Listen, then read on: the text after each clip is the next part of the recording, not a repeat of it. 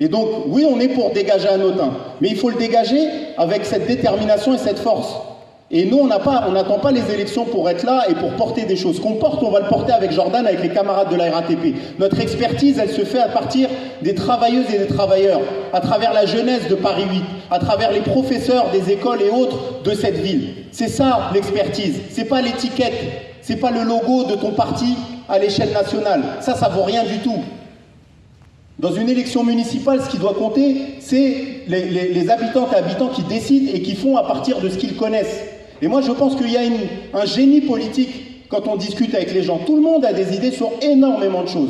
Et vous voyez toutes et tous ces problèmes. Et vous voyez toutes et tous comment les millions d'euros de Saint-Denis, des impôts, ils sont totalement détournés pour le full sécuritaire et pour une politique qui est anti-ouvrière, d'accord? Parce que la gentrification, c'est sexy, ok?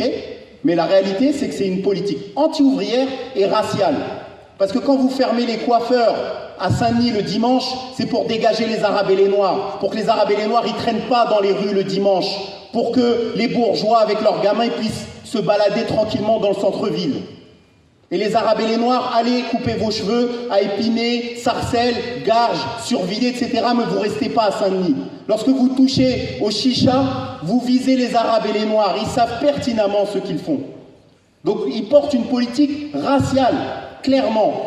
Quand ils suppriment des passages de bus dans le centre-ville, c'est pour que toutes les mamans, tous les papas qui sont handicapés, qui ont des difficultés, ne puissent pas venir. Parce que allez au marché, prenez un caddie ou 2 sacs, vous savez pertinemment que c'est hyper difficile si vous n'avez pas de transport, si vous devez vous trimballer avec votre caddie pendant 30 minutes ou 40 minutes pour aller récupérer un transport pour rentrer chez vous.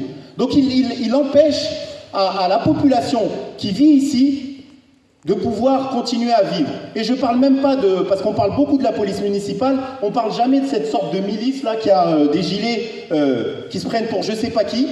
Voilà, je sais pas qui sont ces gens, ils ont un serflex sur le gilet, ils coursent des darons qui vendent du bissap rue de Paris. Mais si tu veux pas d'une ville dans laquelle on vend du bissap depuis août 70, dégage, viens pas dans cette ville-là. Vous voyez ce que je veux dire, les amis? C'est-à-dire qu'ils récupèrent. Ils récupèrent une ville et ils veulent en dégager les habitantes et les habitants pour ramener toutes celles et ceux qui ont beaucoup d'argent, mais pas suffisamment pour vivre maintenant à Paris, s'acheter des appartements à Paris. Donc ils viennent maintenant à Saint-Denis et ils veulent récupérer Saint-Denis. Et vous inquiétez pas les amis, Hanotin, il a son électorat. Il n'est pas ici.